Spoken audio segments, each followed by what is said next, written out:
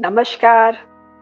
धर्म मीमांसा में आप सबका स्वागत है और हम लोग ये सीरीज चला रहे हैं अविश्वसनीय किंतु सत्य।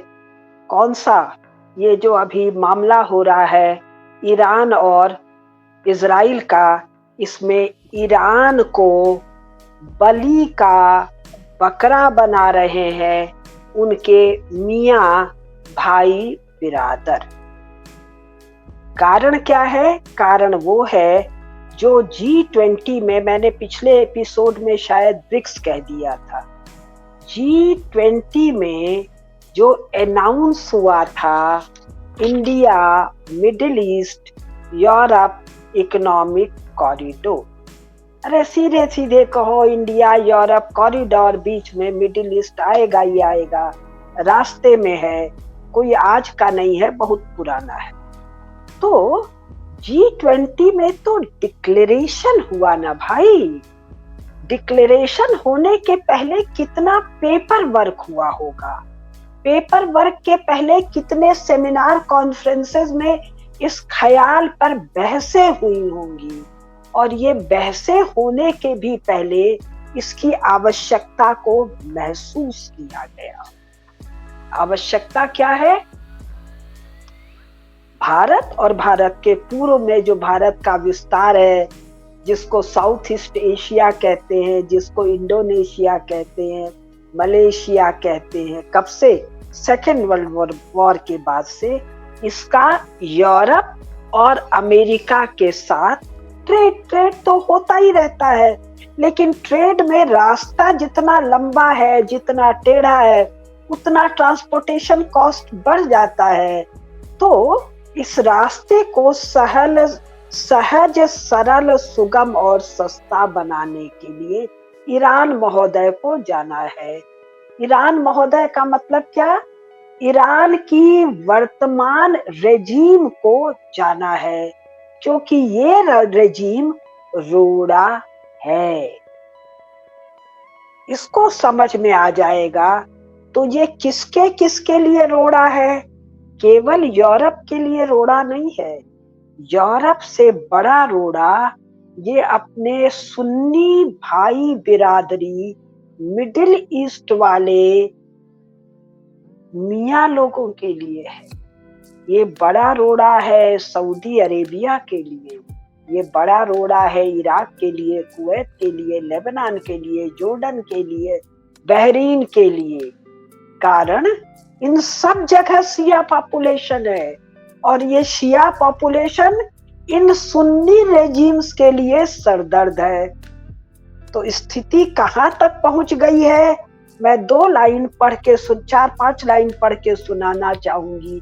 मेरी एक प्रिय पुस्तक, इससे जो लोग गंभीरता से पढ़ना चाहें, छोटी सी है, साधारण सी पुस्तक है, लेकिन जानकारी, detail information.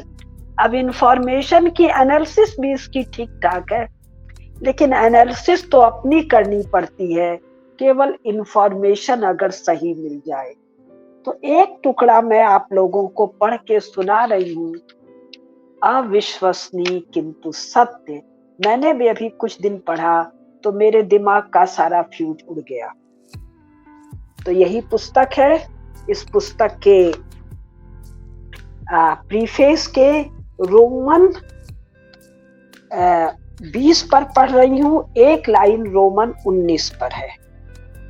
For the first time all Arab Nations seem to be ready to abandon the Palestinian cause। पहली बार जितने भी अरब नेशन है वो पैलेस्टीनियन कॉज को पूरी तरह छोड़ने को तैयार है। The false pretext of peacemaking is put up by the US to control the interventionist ambitions of Iran and bring all important oil producing Arab countries under the Israeli tent। Iran से रक्षा और Israel के tent में लाना, and its intrusive surveillance program। कोई भरोसा कर सकता था? कि अरब नेशन ईरान के विरुद्ध इजराइल के खेमे में जा रहे हैं। थोड़ा और 2-4 लाइन सुन लीजिए। इसीलिए हमास का ये अटैक हुआ था इजराइल से, जो बंधक ले गए हैं अक्टूबर। अब पेज 20 से, रोमन 20 से मैं पढ़ रही। The secret normalisation agreement of Abraham accords is a cause for major concern. Under it, Israel will monitor, ध्यान से सुनिएगा, Israel will monitor the sea airports, communication networks, as well as bank accounts in Emirates. ये जो emirate है, संयुक्त अरब emirate, इसका सागर, समुद्र का देखरेख करेगा, इसके हवाई अड्डों का देखरेख करेगा, इसके कम्युनिकेशन नेटवर्क का देखरेख करेगा और बैंक अकाउंट का देखरेख करेगा। कौन? इजराइल। कौन? इजराइल, इनका सबसे बड़ा दुश्मन। किसके खिलाफ? ईरान के खिलाफ। विश्वास नहीं होगा, धीरे धीरे बात परत दर परत खुल जाएगी। विश्वास क्यों नहीं होगा? जो फॉल्स नैरेटिव, जो गप, जो रोमांस, जो हवाई बातें यूरो अमेरिकन प्रेस पिछले 70 साल से गढ़ रहा है, उसके कारण सामान्य लोगों को जो जानकारी है उसमें ये सब जानकारी चौंकाने वाली है, लेकिन जानकार के लिए तो स्वाभाविक जानकारी है। The 70-year-old Israel-Palestinian conflict, the main concern of Arab nations, has gone out of their radar. अब पाकिस्तान, भारत, बांग्लादेश में रहने वाले मियाँ लोगों का क्या होगा कि ये इजराइल की वस्तुतः शरण में है, ईरान से अपनी रक्षा करने के लिए।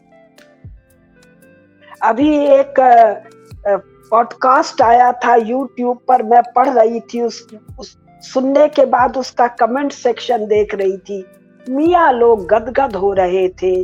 56 बहनों में एक मर्द भाई ईरान हुआ है। नहीं भाई, तुम लोगों को कुछ नहीं पता है। ईरान को निपटाने के लिए ये बहनें, अपने भाई को निपटाने के लिए अपने शत्रु इजराइल की गोद में नहीं, उसकी शरण में है। माई बाप रक्षा करो। और पैलेस्टीन का मामला राडार से बाहर है। हमास वाले मामले में जब इजराइल ने कुटाई करना शुरू किया, गाजा की सफाई करनी शुरू की, तो क्या हुआ? अरब कंट्रीज की जो मीटिंग हुई, इसमें एक भी अरब देश हमास के साथ, पैलेस्टीनियन के साथ, गाजा पट्टी के साथ नहीं आया। 7 लाख अब 20 लाख हो गए हैं। 20 लाख में 2, 4, 5, 10 लाख को भी अपने घर नहीं ले गए, मरने के लिए सबको वहीं छोड़ दिया है। Nevertheless, Iran has taken a central role in defending the rights of Palestinians, and Israel has pitched it as its chief adversary in the Middle East. अब ईरान ने ठेका लिया है। कौन सा ईरान? शिया ईरान ने ठेका लिया है सुन्नी पैलेस्टीनियन की रक्षा के लिए। नहीं भाई, ईरान के वर्तमान रेजिम ने चीन और रूस के उकसावे में पंगा ले लिया है, या कहें शतरंज के उस चाल में फंस गया है जिसमें फांस के सर तन से जुदा होगा। किसका सर? वर्तमान ईरान की रेजिम का सर वर्तमान ईरान के जनता और देश के देह से जुदा कर दिया जाएगा। चीन ने क्यों इसमें आग लगाई? ये जो Bharat middle east Europe corridor बन रहा है, इस बनने के बाद चीन की हैसियत क्या है? पुनः मूषको भव, खुद लड़ने का औकात नहीं है। किससे? इजराइल से। इजराइल क्यों? इजराइल की जो जियो पॉलिटिकल पोजीशन है, जियो पॉलिटिकल में दो शब्द है, जियो और पॉलिटिकल। जियोग्राफिकली वो कहाँ है? मेडिटेरियन के पूर्वी मुहाने पर, और मुहाने पर एक पतली सी पट्टी गाजा पट्टी है जो उसको मेडिटेरियन से एक आध बंदरगाह के अलावा दूर रखती है। और पॉलिटिकल क्या है? ये नॉन इस्लामिक है, नॉन अरेबिक है, नेचुरल एलाई है यूरो अमेरिकन ब्लॉक का, अपने सारे झगड़ा झंझट यहूदी चर्च के बावजूद। तो इजराइल की सेंट्रल भूमिका है इस कॉरिडोर के बनने में, जिससे चीन नहीं, कम्युनिस्ट शी जिनपिंग की हालत पुनः मुझको भव, फिर से तू चूहा हो जा वाली हालत है। तो आपको ध्यान होगा गाजा की सुरंगों में नटुल्ले चीनी मिले थे, तो ईरान को चढ़ाया, चढ़ जा बच्चा शूली पर, चढ़ जा बच्चा चने की झाड़ पर, जाके भिड़ जा तू इजराइल से, जिस इजराइल से जब वो नन्हा नन्हा जन्म लिया था, शिशु था 1948 में, 67 में, 73 में, तब उसके पड़ोसियों की औकात नहीं थी निपटने की। तू हवा से मार करके जा रहा है। कौन सा ईरान? वो ईरान जो अयातुल्ला खुमैनी, इस्लामिक रेवोल्यूशन, ईरानी रेवोल्यूशन के बाद लगातार यूरो अमेरिकन ब्लॉक के राडार पर है, सैंक्शन से पीड़ित है, जो 10 साल इराक ईरान की लड़ाई में जर्जर हो गया, उसके बाद जिसकी पूरी प्रजा ये इस्लामिक अयतोला खुमैनी के रेवोल्यूशन के समय अपने तत्कालीन रेजिम वो शाह रजा पहलवी से लड़ रही थी। उसके बाद वर्तमान काल में ईरान की पूरी जनता खड़ी है किसके खिलाफ? वो महिलाओं का हिजाब वाला, नकाब वाला, बाल काटने वाला, वो सब आप लोगों ने सुना, वर्तमान रेजिम के खिलाफ। वो जर्जर अधमरा सा देश जो ईरान से लड़कर पार नहीं पाया, वो जाके भिड़ रहा है किससे? इजराइल से। ईरान और इजराइल की, इराक और इजराइल की औकात का फर्क क्या? इराक की अपनी औकात छोटी सी थी, उस छोटी औकात वाले इराक से ईरान नहीं लड़ पाया। इराक से ईरान तब तक लड़ पाया जब एक को रूस हथियार दे रहा था, एक को अमेरिका हथियार दे रहा था। जब हथियार खींच लिया टाए टाए पे सो गए।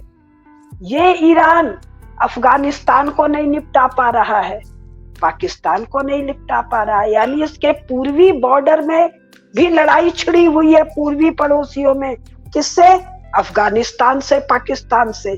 देश के भीतर महाकलह कलेश छिड़ा हुआ है, रेजिम चेंज का रोज हल्ला हो रहा है, लगातार दुनिया भर के इकोनॉमिक सैंक्शन का इलाका है, और साथ में तेल के अलावा तो कुछ नहीं है, और तेल की बिक्री पर सैंक्शन है।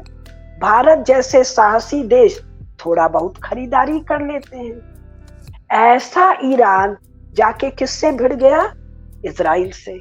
अभी हम लोगों ने यूनाइटेड नेशंस में देखा कि इजराइल के खिलाफ प्रस्ताव पास हुआ क्या कि साहब गाजा में लड़ाई वड़ाई बंद कर दो, लेकिन ईरान के आक्रमण करते ही यूनाइटेड स्टेट्स का वो जेट प्लेन क्या आ गया।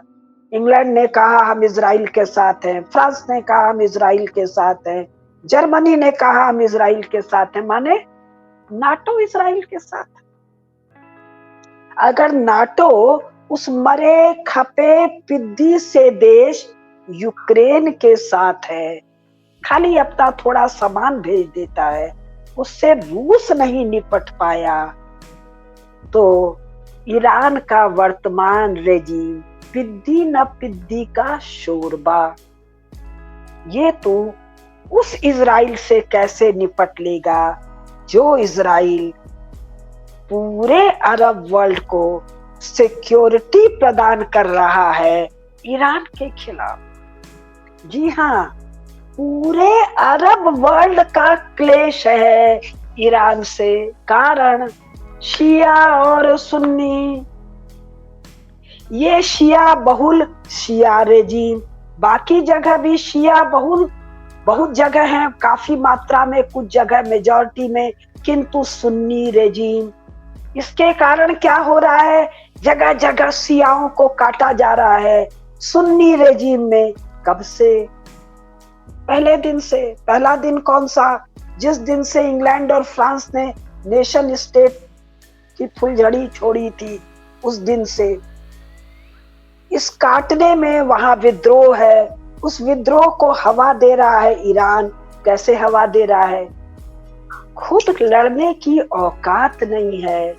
कोई हिजबुल्ला, कोई हमास और इसी तरह के दुनिया भर के विचित्र विचित्र तो इन लोग के नाम हैं।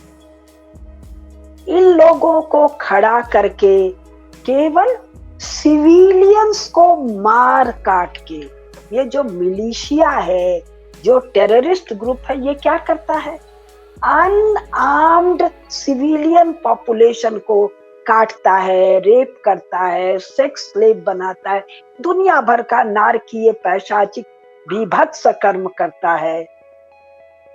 किसी युद्ध में तो किसी से लड़ा नहीं, ये लड़ते हैं सिविलियन लोगों से या डकैतों की तरह लड़ते हैं। तो अब जो दूसरी बात मैं अभी पूरी कर रही हूँ, वो ये पूरी कर रही हूँ, ये लड़ाई क्या है, ये लड़ाई जो है, ये G20 में जो अनाउंस हुआ, जो कम से कम 25-30 साल पहले से सोचा जा रहा है, Bharat middle east Europe economic corridor के बीच में आने वाले अवरोध की सफाई, बुलडोजर से सफाई, रोड रोलर से सफाई, खैनी से गैती से खोदकर सफाई, ऊपर ड्रोन से डालकर सफाई, कूटनैतिक तरीकों से सफाई, अब्राहमिक एकॉर्ड से सफाई, पिद्दी से ईरान को इजराइल सामने और पीछे नाटो फोर्सेस खड़ा करके रेजिम को हटाया जा रहा है। और इस हटाने में पूरा मिडिल ईस्ट या भारत का वेस्ट एशिया, सारे मियां, एक लाइन से नाम गिना दूं, Jordan, Lebanon, Syria, Kuwait, Iraq, Turkey, दोनों यमन, दोनों यमन, सऊदी अरब स्वयं, सब ईरान के खिलाफ है। यमन में जो हाउती लोग हैं, वो हाउती लोग यमन का रेजिम तो नहीं है, ये हाउती जो है, ये शिया ग्रुप है, funded and militarised by Iran, China and Russia. तुम्हारी क्या हैसियत है भाई, तो मरने के लिए फतिंगे को, फुनगे को भेज दिया गया है। अब इसके तीसरे पार्ट पर हम अपने अगले एपिसोड में आएंगे। नमस्कार।